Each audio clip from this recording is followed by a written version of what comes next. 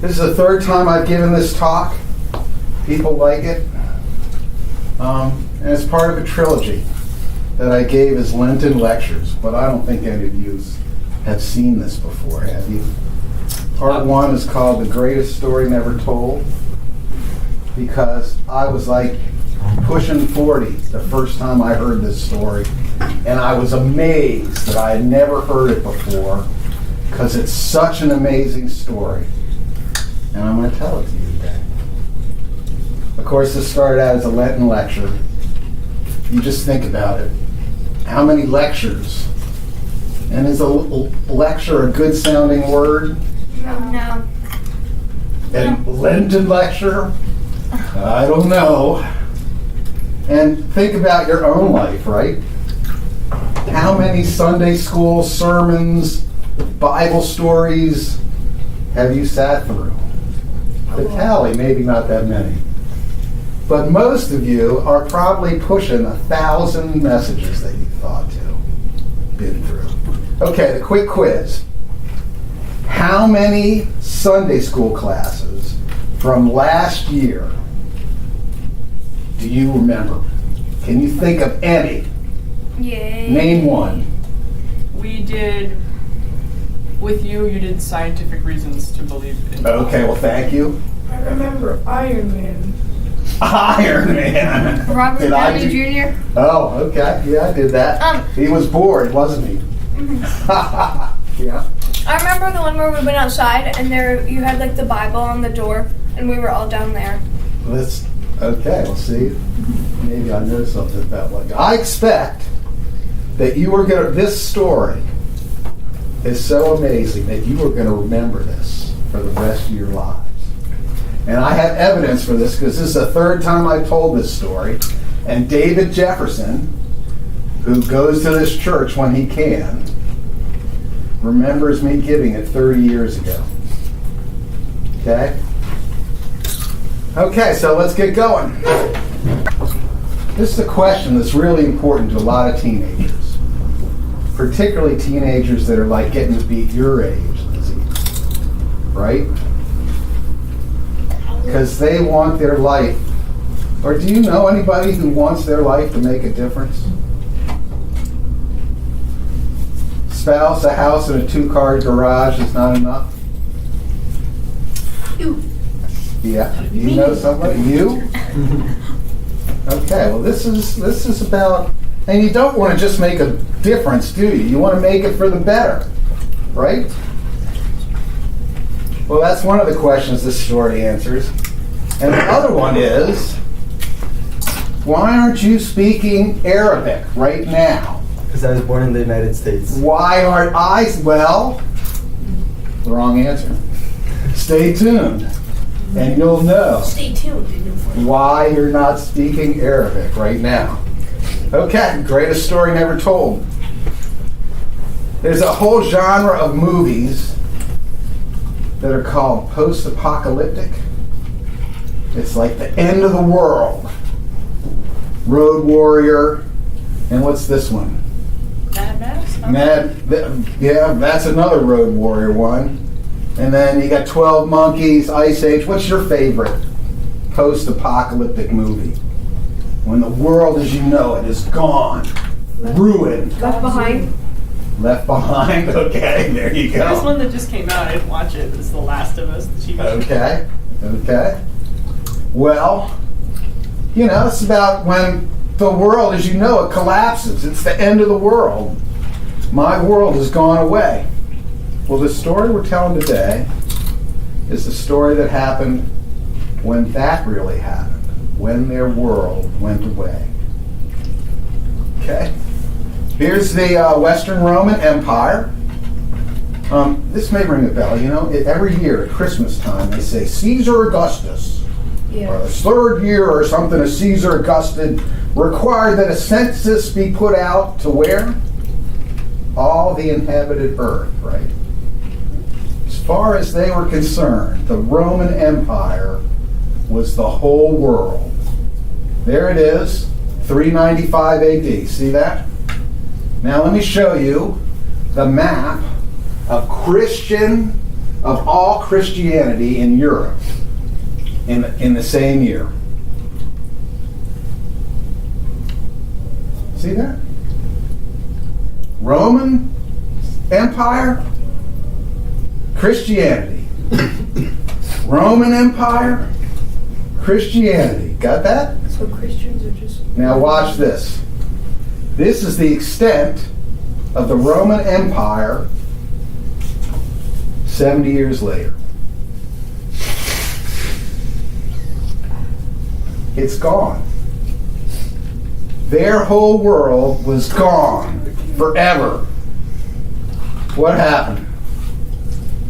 Well, it all collapsed. Angles, Saxons, Franks, Goths. Not the kind that you had in your high school. Do you still have any Goths in your high school? Yeah, but they're like, you know. I was going to put the picture Like up, maybe but I didn't two. want to slow it down. Sad, depressing. Came through, and it was gone. And here's this guy, St. Augustine, one of the most important saints in the West and also in the East.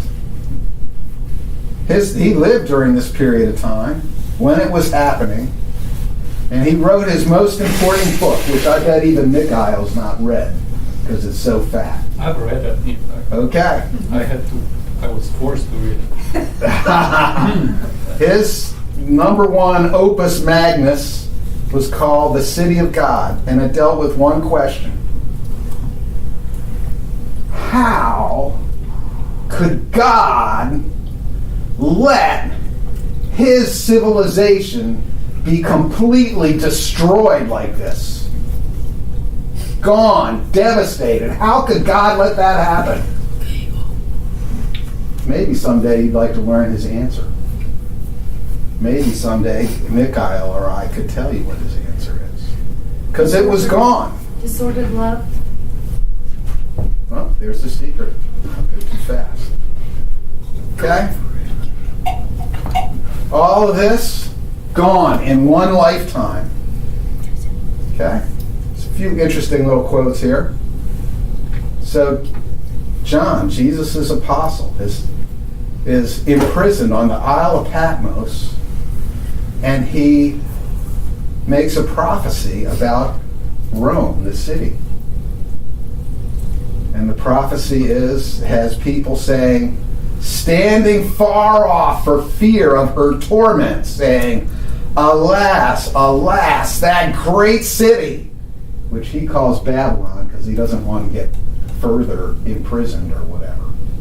Babylon, that mighty city, for in 1 hour your judgment has come. And then there's this movie out that won the Oscar, right, for Best Picture? I haven't seen it. What? Called Everything, Everywhere, All at yeah. Once. Like so many of the actors got Oscars. That's what it was like if you were in the Roman Empire in this lifespan. Everything, everywhere, all at once collapsed. And then this is why I talk about Amelia's husband.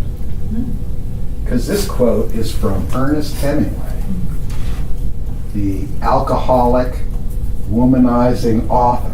Wait, that's not The my husband. opposite of your husband.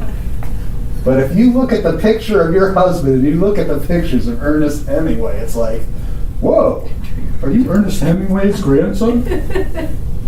His quote is, how did you go bankrupt? 2 ways. Gradually and then suddenly. Okay, so what got lost?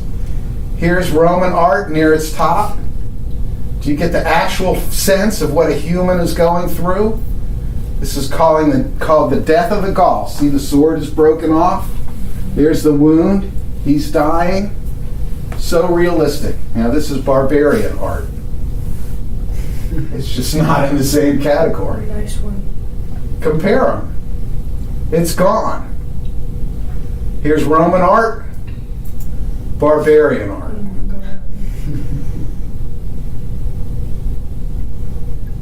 Here's a Roman city. Look at that. Here's a leading barbarian city. Wood buildings, wood walls. Okay? Their world had gone away.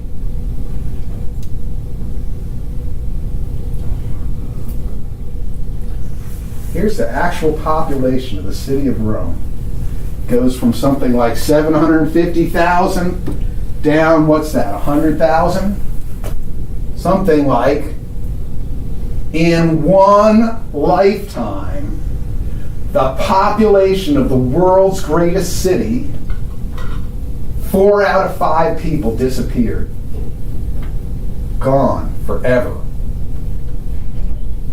What would it be like if you were living somewhere around the border of the empire during this time? Would you be bored like that? Okay. There was a kid, and the guy we're talking about was living in a situation like that. 13-year-old kid. His dad was a bureaucrat. He got dragged to church because his dad had to go to church to be respectable. Never paid any attention. And then one night, the pirates came. In one night, in 1 hour, his life was schwacked. What happened? The Roman Empire was going gradually, and then suddenly, they came, they ruined his city, and he, the upper middle class, son of the bureaucrat, was hauled off into slavery. Okay, here's a guy who went through a similar situation. Who in this room does he, who in our Sunday school class does he look most like? Not here. Well, you win for today. I was looking at you. I'm thinking maybe EJ. What do you think? That's the air. Okay. It's the He had a similar experience. He was a little older when it happened to him. This is what he said. No. Need it be said that it is a breaking point in your life? A bolt of lightning which has scored a direct hit on you. Hold on. That happened to him. That happened to the guy we're talking about today. Should I reveal who this is? I know. I know. You know who this is? Yes. This way. Tell me. A teenager. Come on, this way. He is a teenager. This guy is my nomination for the hero of the 20th century. The number one hero of the 20th century who made a difference to make things better more than anyone else. wait. His name is Alexander Solzhenitsyn. I definitely knew that. Okay, so the guy, not Solzhenitsyn. Solzhenitsyn was arrested inside the Soviet Union for writing some letters criticizing how World War II was going. He was a tank commander on the front, and it wasn't going well. He wrote some letters, and he got 10 years in Siberia in a work camp. What happened to the guy we're talking about today was he was sold into slavery, thrown out in the fields to take care of the sheep. Northern Europe, winter time. Now, let me describe what it was like in this barbarian place that had never been part of the Roman Empire. They had kings there and kingdoms. And a kingdom was about the size of Gaithersburg. Okay? And how did you show that you were a successful king? That you were better at robbing the other guy's stuff than the other kings around you. And what kind of stuff did you want to rob? Well, livestock. He's out there he said, my companions as a teenager were exposure, isolation, and hunger. Oh, look, I fixed it there. So here's Alexander Solzhenitsyn as a 10-year. Here he is after a couple of years in the camps. Similar thing. Exposure, isolation, and hunger. Again, in his own words, the guy we're talking about, Solzhenitsyn was a committed communist. But the guy we're talking about said he had never paid attention in church, and he tells us that he didn't really believe in God, and he thought priests were stupid. Stupid. And now he is out there. He began to pray. Wait, was Alexander the one that said that? No, he's in the camps. He has an amazing story of how he became an Orthodox Christian, which I don't have time to tell you. If you're interested, someday I could come back and tell you. It's an amazing story. Our guy began to pray. He's out there. What's he going to do? Okay? Whoops, I'm not going the right direction here. He said, tending flocks was my daily work, and I would pray constantly during the daylight hours. The love of God and the fear of Him surrounded me more and more. Look at that. He felt it. It was real. The love of God and the fear of Him surrounded me more and more. And faith grew, and the Spirit was roused, and nor was there any sluggishness in me, because the Spirit within me was ardent. I'm never going to make it. My brother nearly died of COVID.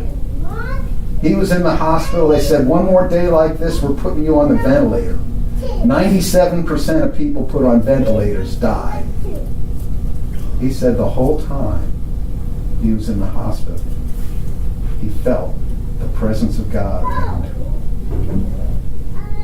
That's the hopeful thing that I would like to experience someday when something desperate happens for me. So he's praying, right? And God is with him, and it gets better all at once, right? No. Right? All at once. Yeah. 6 long years. Exposure, isolation, hunger. And then one night he had a vision and heard a voice. Your hungers are rewarded. You are going home. And the vision said, look, your ship is ready. There he is. He's 200 miles inland. He's a runaway slave. Yes? I think I know where he's going. Okay, well, you just stand on. The secret will be revealed, and we'll find out if you are a clever young man. Hold that thought. So he's going down to the coast. He arrives at the harbor city. He said, I came in God's strength and had nothing to fear. There was one boat that was leaving the harbor. He went up to them, showed him his money. Oh, where's a runaway slave get money? That part wasn't explained. And the guys on the ship said, you're wasting your time asking to sail with us. He said, I left them to go, and I began to pray. Now note this next phrase. And before I finished praying, they called him back. Come on board. We'll take you on trust. So they sailed 3 days to get to the continent. And when they arrived, what was supposed to be the Roman Empire was an uninhabited devastation. They went hiking for people to sell their goods, which was hounds, especially good dogs. And there was nobody there. The guy I heard this story from said he guesstimates that this was AD 407, after Roman rule ended in 406, and the year that Gaul got invaded by the Vandals, or whatever that is, and the Alans. By the way, you know what a Vandal is, right? A criminal. A Vandal is a criminal, and what is this crime that the Vandal does? Stealing. Chasing property. What? Destroying. Vandalizes. Yeah, he destroys stuff for fun. It's not like he's stealing it because he wants loot. Just let's have some fun and destroy, wreck stuff. Now you know where that word comes from. That's what they were doing when they got into the Roman Empire. Let's just wreck stuff for fun. Okay. After several days of looking for somebody, it's an uninhabited destination, they collapse half dead on the side of the road. Now picture yourself if you're the guy. The captain says to the guy, "How about it, Mr. Christian? You say your God is great and all-powerful, but we're stuck here and we're starving." What would you say? Funny story. There's a thing about predicting the future. They say that smart people, when they make predictions, they either say what's going to happen or they say when it's going to happen. But you don't say both, because if you say both, you can be proven wrong, right? But if you just say one or the other, okay, here's what he said. He said, "From the bottom of your hearts, turn trustingly to the Lord my God, for nothing is impossible for him. And today, he didn't follow my advice about predictions, did he? He will send food until you are filled, for he has an abundance of food everywhere." How do you think the food came? Game. It was a stampede. A herd of pigs came running down the road towards them. Now that's an answer to prayer. Not just food, but the best of all kinds of food. So that's how he got back. Eventually, he makes it back to his home. It's not the Roman Empire anymore. And things are not the same. Are they? Never the same. He spends years training, learning more about Christianity. And then one night, he hears a voice. I tear up about half the time. I think about this. He hears the voice of a multitude saying, "We beg you to come back and walk among us once more." The people of Ireland, I gave it away, didn't I? Were calling him to come back. The people who wrecked his life, wrecked the world as he knew it. And a few days later, he had another vision where Christ spoke to him. He said, "He who gave his life for you, he it is who is speaking to you." At length, he's ordained a priest and a bishop.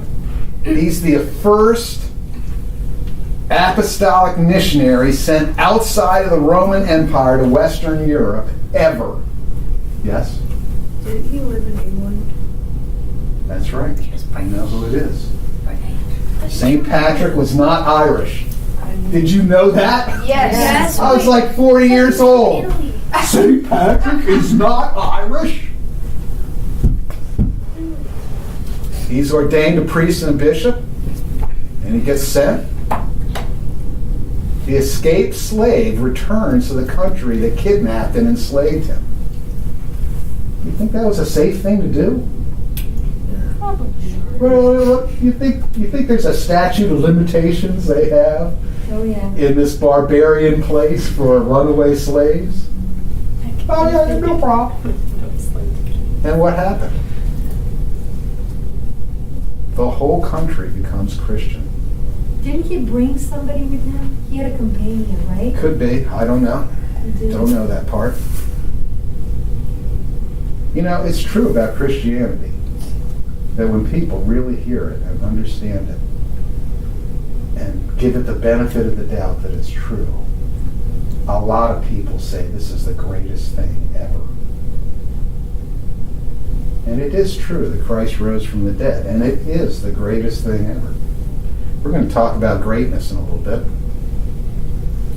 Okay, so by a show of hands, Who knew without being told by me that it was St. Patrick? Okay. Well, you guys are good. Shows you how ignorant I was. Had you heard the part about slavery Yeah. and kidnapping? Yeah. Okay. Well, gee. There he is. So, Western Europe, the Roman Empire is completely gone. Yes. I have a question. I'm confused. So, how did he get the name Patrick if his name was Alexander? They're two different guys. What? Alexander Solzhenitsyn is 20th century, Soviet Union. But he was a young guy who had his life busted up. Oh. And Patrick was a young guy into the Roman Empire. We don't have photographs of people from the collapse of the Roman Empire. So, which is why I put that up there. Couldn't give you a photograph of Patrick. It's 400 AD. Okay? It's gone forever. But God is doing a great work in Ireland. The whole country has become Christian. They think it's the greatest thing. Meanwhile, all this place is getting turned upside down, ripped around. Yeah. So the thing that's circling around, I thought that was Scotland. Or are they not really separated? Scotland's up here. Oh, Ireland is an island. really? I didn't know that. Yeah. There you go. Okay? And after the whole country is converted, it's like, come on now, we want to really serve the Lord. We want to go all out for the Lord. What are we going to do? We'll do the green martyrdom. The green martyrdom is, I'm going to go out in the wilderness by myself to just seek and be close to God. Okay? So they went out there, these guys who really wanted to serve God. Other people said, hey, we want to go with you. They started all these giant monasteries. Okay? All the books from the Roman Empire, all those Latin books, ended up in Ireland where they were preserved. All that literature would have been lost forever. And then after a while, shoot, we're hanging out in this monastery with all these guys. This isn't challenging enough. We need a bigger challenge. The white martyrdom. Can you guess what the white martyrdom is? Oh, you're good. Tell me. See. The white martyrdom is you go across the sea to start monasteries, and it's a martyrdom because you'll never go home again. You'll never see your family and friends again. And they started Irish monasteries. Here in Wales, which was never Christian. Scotland, never Christian. And they kept going. They started 100 monasteries throughout barbarian Western Europe. Okay? Now, it's interesting that the Vikings up here didn't get it, did they? Just a side note. And 100 monasteries like that, thanks to the white martyrdom. Okay, now we're going to see how good you are at history. Here's the Battle of Tours, 732 AD. Look at that, right on the boundary of where those Irish monasteries were. Now, who knows who was fighting in the battle of Tours? Okay, help me. The Moorish kingdom in Spain, which was a Muslim kingdom in modern day Spain, and probably the French. There you go. Very good. Oh, look, I did it twice. And Charles Martel, grandfather of Charlemagne, was the guy who led the French. The Franks, yes. Wasn't Charlemagne Christian? Yeah. Illiterate, but Christian. Yeah. Charles Martel was illiterate. And it's either Charlemagne's mother or his wife was named Bigfoot Bertha. Bertha Bigfoot. Classy, don't you think? Big your feet have to be. Okay. Yeah. Or maybe they were talking about like Bigfoot. Okay. So as you said, The Islamic Caliphate started somewhere around here. Not here, but that's another story. Went all the way out to Pakistan, across, up in through Spain, right there at the border of France. Okay? If you look at the maximum extent of Islam into Europe, all the way up through Greece to the gates of Vienna in 1500. Okay? Now you know why you aren't speaking Arabic. Somehow, these Irish monks in their monastery gave the Franks enough cohesiveness that they weren't these little tiny Gaithersburg-sized kingdoms stealing stuff from each other, but they were a united front and were able to stop this Muslim invasion. There are some things that are very attractive about Islam that helped them have that huge advance. Someday we could discuss that. Okay, so that brings us back to question number 1. Can one person make a difference? Well, let's talk about the great people of history. I'm going to go about 5 minutes over. Okay? Here's the Persian Empire. Do you know who that guy is? He's the first guy in history called the Great. Wait, Cyrus the Great. was he Esther's husband? the Great. What? Alexander. Cyrus. Good guess. Wrong. Was it like Esther's husband? Is this an age? Close. Cyrus the Great. Cyrus the Great. He overturned the Babylonian Empire with that great story about the writing on the He's wearing a wall dress. in the book of Daniel. Yeah, no. I guess I have one more dress. And so what kind of a difference did he make? He threw out the bad guys and put his own bad guys in place. Oh, didn't he allow Did the that, Jews to did return that to do Israel? anything to help? Didn't he allow the Jews to return to Israel? He did do that. That was a good thing. Okay. And who's this? And are you glad he's got his clothes on? Alexander the Great. There you go. The same area. And what did he do? He conquered all this stuff. He got rid of the Persian elite and replaced them with Macedonian elite. Is that making a difference? That was the dream of Daniel, right? The stature with There you go, the yeah. head and the bronze. And the... How about thinkers? Can you stop? Can you please stop clicking that can? Thank you. Everybody knows who that is, right? Albert Einstein. He was How so about the guy with the long hair? Do you know who the that Newton is? guy. Isaac What? Newton. Isaac Newton. Wait, no. Okay, very good. How about the two statues? Aristotle and Hippocrates. Socrates. Aristotle and who? Hippocrates. And Plato. Oh. Nick, I don't Wait, know. what, You guys are did great. Aristotle come first or Plato? What? Who came? Acronym SPA. Socrates, Plato was Plato, first. Aristotle. Plato's first. Yeah, Aristotle was Plato's student. Yeah. Socrates, Plato. Just a bunch of Greek guys. And by the way, Alexander Yeah. had a homeschool teacher. Aristotle. And his name was Aristotle. Okay, you guys know all this stuff. So what difference can one person make if they're not born into royalty and take a great army to be a conqueror? You know anybody like that personally? Putin. Royalty. Inherit a great army.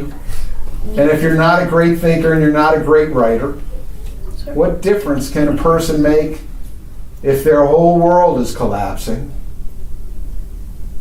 It really brings us back to that peak moment in Patrick's story. He hears the voice of a multitude. We beg you to come back and walk among us once more. Did they deserve for him to come back? No. Yes. No. Maybe. No. Had they ever done anything good for him? No. These are the guys who wrecked his life. Wait, yeah, they did. These guys are the lightning bolt Wait. None of that us. broke his life. Yeah. Didn't they technically bring him closer to God because when he was out in the fields he prayed? Well, that's what happened, but they didn't do that for him. But if it weren't for So them, what then made it's Patrick great? Because Is he he bald liked guy? the color green. Shamrock shake. One great, unasked for, undeserved act of forgiveness is what made him great. Why are the pages in the book? Compare him to the other great guys we talked about. What did they do? They kicked butt. Okay, there's one more contrast we can do here. Jesus. EJ, do you know who the guy on the left is? He's one of the two most famous pirate captains of all the time. Shakespeare. That's Julius Caesar. We were all. That's what I thought. Yeah, we were all. Julius So we went Caesar. That's Julius Caesar, I know okay? he was a pirate. And he, when he was like 18 years old, he got captured by pirates. And here's what Wikipedia says. He maintained an attitude of superiority throughout his captivity. The pirates demanded a ransom of 20 talents of silver, but he insisted they ask for 50. After the ransom was paid, Caesar raised a fleet, pursued and captured the pirates, imprisoned them. He had them crucified on his own authority, as he promised while in captivity, a promise the pirates had taken as a joke. And as a sign of leniency, he first had their throats slit. Nice guy. As a sign of leniency, he first had their throats cut. So there's like a contrast between I can tell he felt so badly. the great men of history and people who make a difference for the better, right? Patrick made a difference for the better. And was he trying to make a difference for the better? Or what was he trying to do? Help. When he heard the voice of a multitude saying, "We beg you, come back and walk among us once more." The people who ruined his life. He was 13 years old, EJ, when he was captured by pirates. An upper middle class son of a bureaucrat. Okay, you should. And the accomplishments that happened as a result of that one act of forgiveness was that he was the first missionary bishop to go outside of the Roman Empire in the West. He converted all of Ireland, taught these completely illiterate island nations how to read and write. And probably the thing that has the most credit nowadays is that the first time anywhere in any nation slavery was outlawed because it was wrong. And then he founded his followers founded over 100 monasteries and preserved literacy, the ability to read and write in Western Europe after the Romans had been driven out by the barbarians. And as a result, they had enough strength to stave off the Muslims and saving Western civilization. Okay, so I only have 10 minutes. So let's have an orthodox perspective on this, right? What are people? Genesis says, God said, "Let us make man in our image." Kat, icona. And even if you can figure out that that's an N, right, you can pretty much see that's an icon. So what was St. Francis actually being? He was being an icon of Christ, right? And look at the parallels. Christ was incarnated. He was in a good place and suddenly was transported into our stinking planet and into a bad situation. Same thing happened to Francis. Happy, bored, middle-class kid, suddenly in slavery. Hungry, freezing, Like Francis. all alone. St. Patrick, yes. Thank you. And then they both had a resurrection. St. Patrick's was like when he got free from the slavery. So look at the rest of these things. He's a picture of Christ.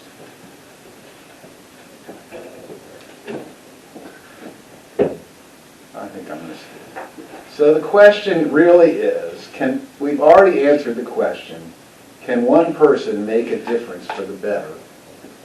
And the answer is yes, because we have an example with St. Patrick, right? And we already submitted to you that one way to make a difference for the better is by being an icon of Christ. Christ made a difference for the better for everyone. And as we follow Christ with all our hearts, we can be icons of Him and make a difference for the better. Okay, that was pretty short.